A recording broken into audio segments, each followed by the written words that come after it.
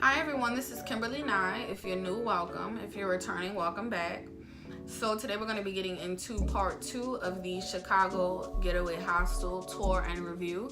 I've already posted the tour. If you haven't already seen that, you should go and check it out. That way you can get a better picture of what I'm saying. And now we're going to be moving into the review as promised.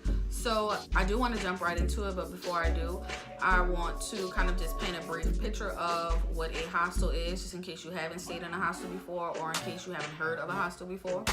So basically you can think of it as a hotel, but you have the option of being a little less private, and it's altogether less expensive. So first, I would like to let you know the different types of rooms that this particular hostel offers.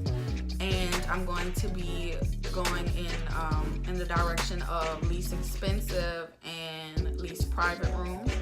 So I'm going to start with that one first, and that would be what they call a mixed dorm. So basically you can think of that as sort of like an army style dorm. So basically there's a big room with a bunch of bunk beds, and it's called a mixed dorm because they do allow females and males to be in this one room.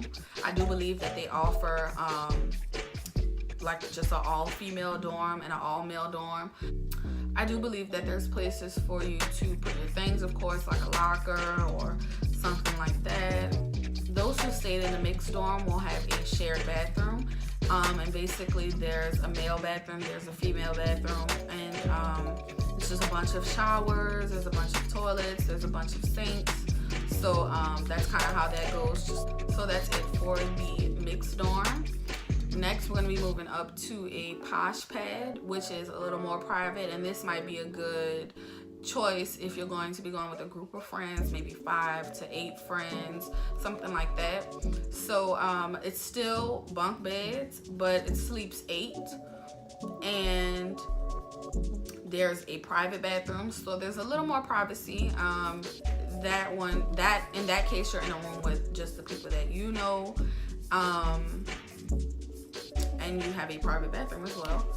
Next, we're going to be moving up to the last option, which is the option that my best friend and I chose, and that's going to be a crash pad, and that is basically the most private, the most expensive, but still altogether at least less expensive than a hotel. That one is a room, and it had a bunk bed, and it also had either a queen or a full-size bed with a private bathroom. On the tour, you can see just how everything is set up, the computer desk, the microwave, the refrigerator, and also how the bathroom is set up as well. And then there was 2 closets and everything. So the room itself and the space and everything was great for me. It was great for my best friend. We had no complaints. On a scale of 1 to 5, cleanliness, I give them a 4 for December 1st through the 5th. It was $236 total, and of course we split that down the middle. That was great, especially for all of those days. And it was altogether just fine for both of us. Next, I want to talk about the safety. I know a lot of people worry about the safety with hostels just because it is a bit less private than normal or than what you may normally be used to. But I felt completely safe. Coming in after 9 o'clock, they lock the doors and you have to scan your key to even get into the hostel. Then there's another little scanner to even get access to the elevators, and then there's of course the scanner for your individual room, just like a standard hotel door, and it's the same on the inside as well. Standard hotel door, you have the option to lock it, and then there's a little latch that you can close. So totally safe. They always had someone at the front desk. It was great. So now I want to get into the fun part. I want to get into what they had to offer at the hostel. Of course, there's a big kitchen, vending machines, a standard ice machine. There was a machine for you to make change, like if you needed change like $4.20 or something. And there was also an ATM, free breakfast, which is what really drew us in besides the affordable price. waffles, there was fruit, there was cereal, there was milk, there was coffee, and then there was a bunch of toppings for your waffles, like peanut butter, Nutella, of course, traditional syrup. I believe there was marshmallows, chocolate chips, things like that. It was a big dining area, a movie room, which we did not take advantage of, but it looked really cute. There was also a gaming area, and then just a lot of just little places that you can kind of just chill and hang out. And there was a little computer area, which was really helpful. I actually did use the computers. I had to submit an assignment. The people were super nice at the front desk, especially.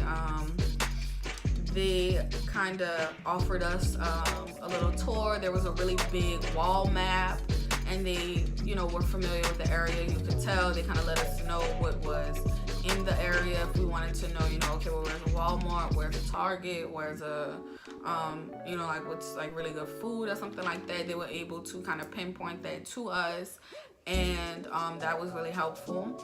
We didn't really need that too much because whenever we go on trips, we already kind of have it planned out, like where we're going, the areas that we're going, and like what we kind of want to eat, and then we can like figure it out from there. But they were still helpful, and they still offered that. There was Wi-Fi that worked really well, might I add. There was parking. There was bike rentals. I literally couldn't have requested anything else. Another thing that I really thought was cool was that once we checked out, there was like they would hold your bags for you, like a little bag storage. We had to check out for 11. We actually ended up checking out for 12 because we're late for everything, but they were super nice about that. And our flight wasn't until around like 6 or like 5 something that night, so like we obviously had a whole bunch of time, but they held our bags for us. There is a $2 charge per bag, so I had no worries about that. Altogether, it just was a pleasant experience. So that's pretty much everything. Thank you guys so much for watching. If you have any questions or any comments or any suggestions, please feel free to let me know down in the comment section, or you can write me on Instagram or Snapchat, whichever one you do, I'll respond to both. And thank you guys until next time.